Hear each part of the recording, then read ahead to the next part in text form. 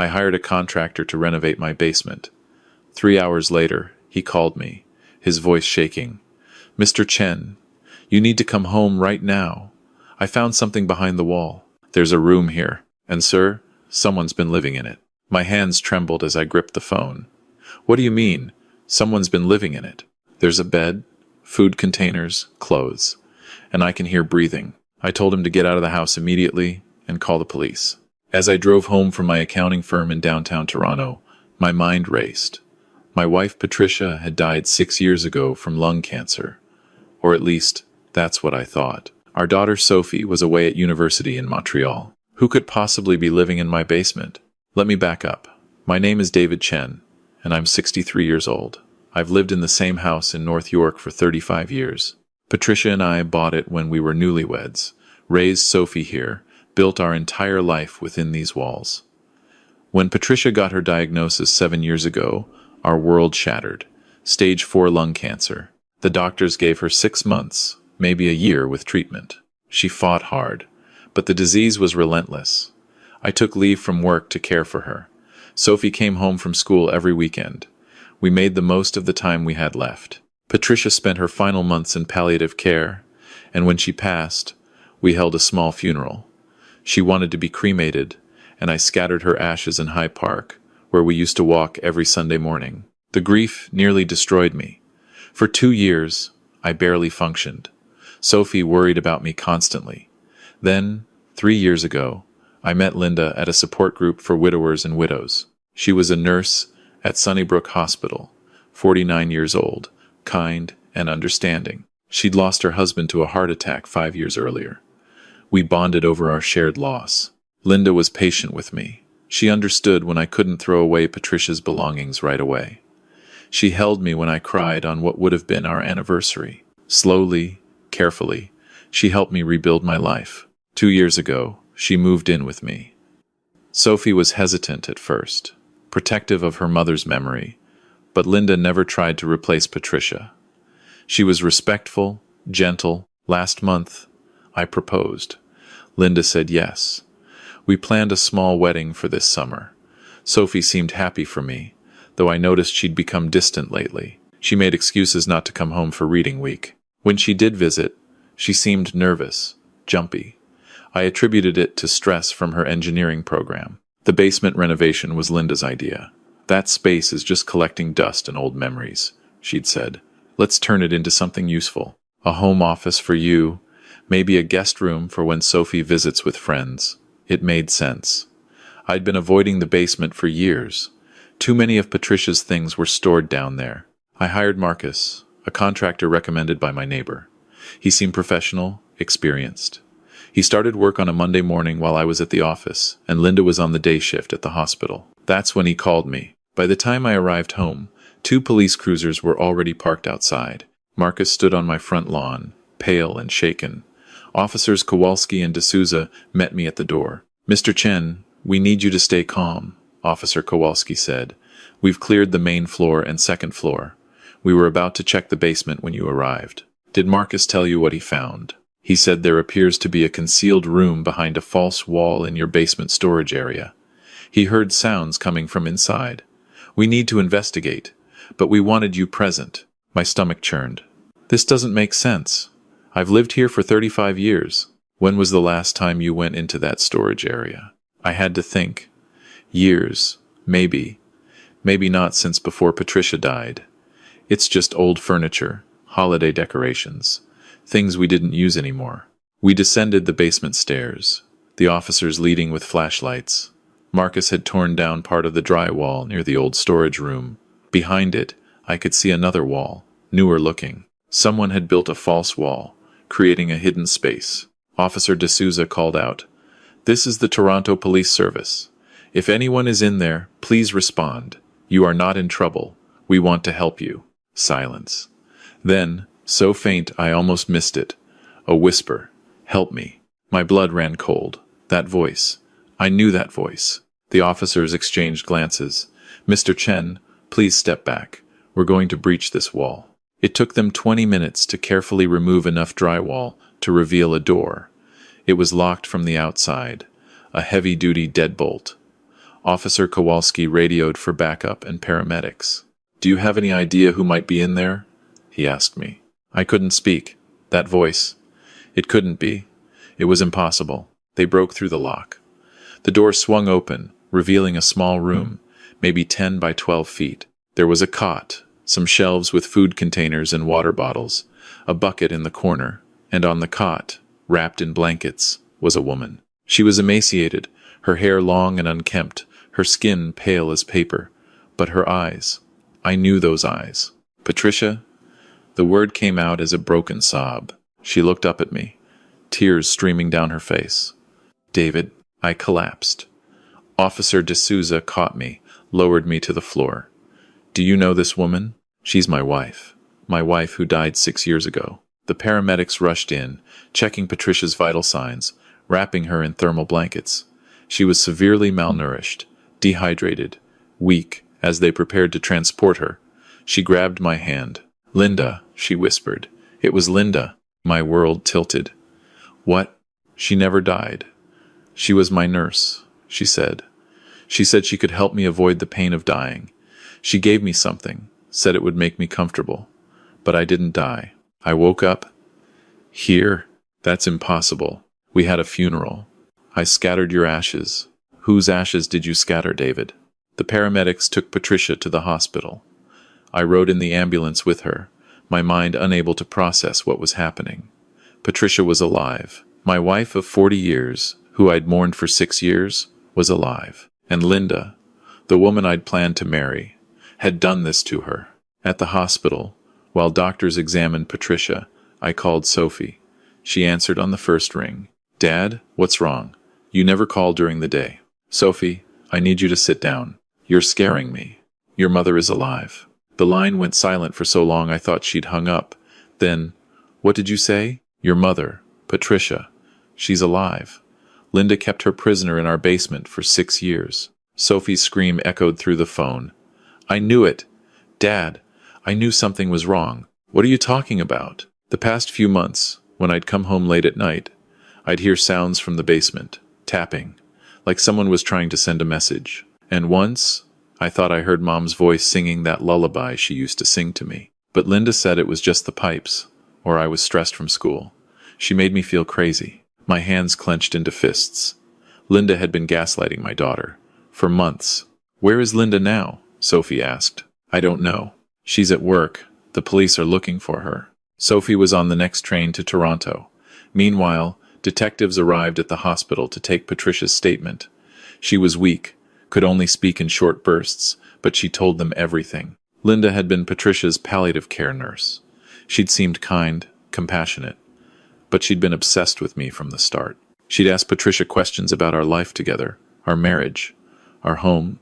Patricia thought she was just making conversation, trying to keep her spirits up. One night, Linda came to give me my morphine, Patricia said, her voice barely audible. But this time, the injection felt different. Everything went dark. When I woke up, I was in that room. "How long were you there before?" "Before the funeral?" I asked. "She kept me sedated for weeks. I was too weak to fight. She told me you'd moved on, that you didn't want me anymore. She showed me pictures on her phone, pictures of you laughing, going to dinner, living your life. She said you were relieved I was gone." Tears streamed down my face. "I mourned you every single day. I know that now. But then, I believed her. I gave up. I stopped fighting." Linda had falsified Patricia's death certificate. As a nurse, she had access to the necessary systems. She'd arranged for a closed casket service, claiming Patricia's body was too deteriorated for viewing. The funeral home never questioned it, and what I'd scattered in High Park were just ashes, probably from a crematorium's unclaimed remains. She'd kept Patricia drugged for the first year, keeping her compliant and weak. She'd built the false wall in my basement while I was at work, telling me she was just helping organize the storage area. I'd been so deep in grief, I hadn't questioned it. For 6 years, Linda had fed Patricia just enough to keep her alive. She'd installed a small ventilation system, soundproofing. The room had a chemical toilet that Linda would empty when I was asleep or away. Patricia lived in near total darkness, with only a small lamp that Linda allowed her to use for a few hours each day. "Why didn't she just kill you?" Detective Morrison asked gently. Patricia's laugh was bitter. Control. She wanted me to know she'd taken my life, my husband, my daughter. Every time she brought me food, she'd tell me about her day with David, what you'd said over dinner, where you'd gone on weekends, how you'd proposed. She wanted me to suffer, but Linda had made a mistake. Last year, she'd started letting Patricia stay conscious more often. The drugs were expensive, and Linda needed to be careful not to raise suspicions with her hospital's medication inventory. Patricia had started exercising quietly in her prison, rebuilding her strength. She'd found a loose pipe and would tap messages, hoping someone would hear. Sophie had heard. And 3 months ago, Patricia had discovered something in the room that Linda had accidentally left behind. A cookbook. Patricia's cookbook, the one she'd been working on before her diagnosis, full of family recipes and stories. I'd been writing it for Sophie, Patricia said. All our family recipes, stories from my childhood, from our life together. I wanted her to have it. Linda had stolen the manuscript from Patricia's things and was planning to publish it under her own name. She'd shown Patricia the proof, bragging about how the publisher loved it, how she'd make money from Patricia's work. That's when Patricia knew she had to try harder to escape. She'd started making more noise, especially when she heard Sophie's voice in the house. She'd hoped, prayed, that her daughter would investigate. The police found Linda at the hospital. She was in the middle of her shift when they arrested her. According to witnesses, she didn't resist. She just smiled and asked if she could finish her patient rounds first. In custody, Linda confessed to everything. She showed no remorse. David was supposed to be mine, she told detectives. Patricia was dying anyway. I just accelerated the process. And then when I had him, when we were happy, I couldn't let her ruin it. If she came back, he'd choose her. He'd always choose her. The forensic psychologist diagnosed her with erotomania and narcissistic personality disorder. She'd convinced herself that I was in love with her, that Patricia was the obstacle to our happiness. In her twisted logic, keeping Patricia alive but hidden was mercy. She could have killed her, she argued, but she'd let her live. The trial was a media sensation.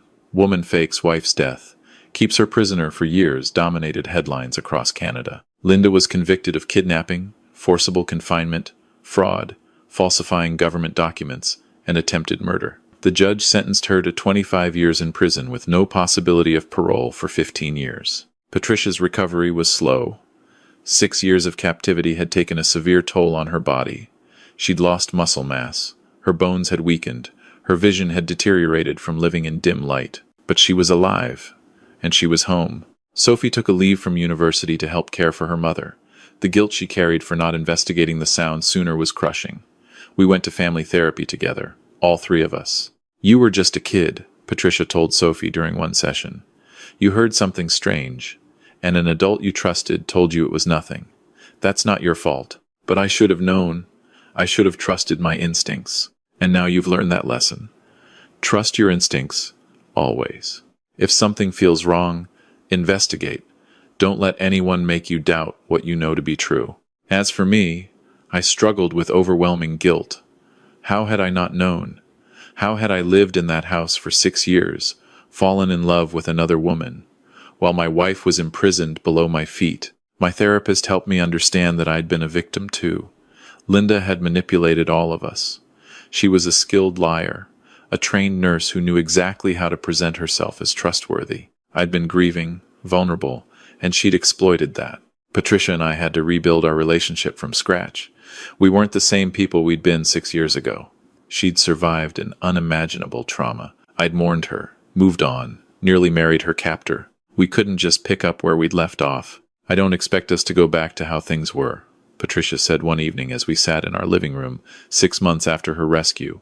We're different people now, but maybe we can figure out who these new people are together. We started dating again, if you can call it that. Coffee every morning, walks in the park, therapy sessions. Slowly, carefully, we rebuilt trust. Patricia published her cookbook the following year. Recipes from Captivity, Finding Light in the Darkest Places became a bestseller. She donated all proceeds to organizations supporting domestic violence, survivors, and prisoners of human trafficking. Sophie graduated with honors in engineering. She wrote her thesis on soundproofing and its potential misuse in criminal confinement cases. She now works with a nonprofit that installs panic buttons and sound detection systems in homes of vulnerable individuals. Marcus, the contractor who'd saved Patricia's life, became a close family friend. I insisted on paying him a substantial reward, but he refused. "I just did what anyone would do," he said. Instead, I donated to his favorite charity in his name, and we invite him over for dinner every month. Looking back on this nightmare now, 5 years later, I've learned some crucial lessons that I want to share. First, trust your instincts. If something feels wrong, investigate. Don't let anyone, no matter how trusted they seem, convince you that your concerns are invalid. Sophie heard those sounds, felt that something was off, but Linda gaslit her into doubting herself. We must teach our children, our loved ones, to trust their gut feelings. Second, grief makes us vulnerable. When we're mourning, we're desperate for relief from the pain. That's when predators strike. They offer comfort, understanding, a way forward. Be cautious with your heart when you're healing. There are genuine, kind people in the world, but there are also those who see grief as an opportunity. Third, the people we trust most can sometimes harbor the darkest secrets. Linda was a nurse, a caregiver, someone I'd met in a support group for grieving spouses. She seemed perfect because she'd designed herself to seem perfect. She'd studied me, learned what I needed, and became that person. Evil doesn't always announce itself.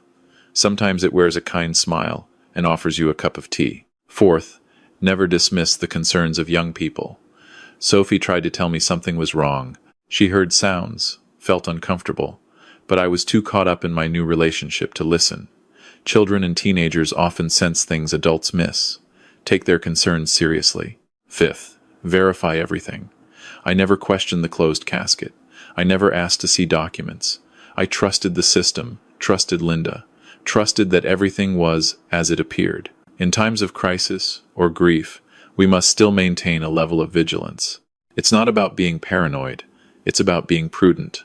Finally, healing is possible, but it takes time. Patricia will never fully recover from what happened to her. The trauma will always be part of her story, but she's found ways to channel that pain into purpose. Her cookbook, her advocacy work, her willingness to share her story, it's all helped her reclaim her narrative. Patricia and I renewed our vows last spring. It was a small ceremony in our backyard, just family and close friends. Sophie stood beside us as our witness. Marcus was there. Even Officer Kowalski attended. As I looked at Patricia, healthy and strong and alive, I thought about how close I'd come to losing her forever, how close I'd come to marrying the woman who'd imprisoned her, how easily evil had infiltrated our lives. "I promise to listen when you speak," I said during our vows, "to trust you, to protect you, and to never take a single day with you for granted." Patricia squeezed my hands. "I promise to keep fighting, to keep living, and to remind you every day that we survived. We're here. We won." The gift shop in Sunnybrook Hospital now has a policy that all nurses must work in pairs when administering medication to palliative care patients. Patricia pushed for that change. "If 2 people had been in my room that night," she said, "Linda couldn't have done what she did." Small changes. That's how we prevent these nightmares. We change policies. We listen to concerns. We trust our instincts. We verify. We remain vigilant without becoming paranoid. My name is David Chen. I'm 68 years old now. I live in Toronto with my wife Patricia of 45 years. My daughter Sophie visits every weekend with her fiancé. I have a good life, a blessed life. But I will never forget that phone call from Marcus. I will never forget the sound of my wife's voice coming from behind that wall. I will never forget that evil can hide in plain sight, wearing the face of someone we trust. And I will never stop sharing this story. Because if it helps even one person recognize the warning signs, trust their instincts, or investigate when something feels wrong, then some good will have come from our nightmare. The people we trust most can sometimes harbor the darkest secrets. Stay vigilant, trust your instincts, and never, ever assume that the impossible can't happen to you. Because 6 years ago, I would have said it was impossible for my dead wife to be alive. I would have said it was impossible for the kind nurse who helped me grieve to be a monster. I would have said it was impossible for someone to hide a prisoner in my own home without my knowledge. But all of those impossible things happened, and they could happen to anyone.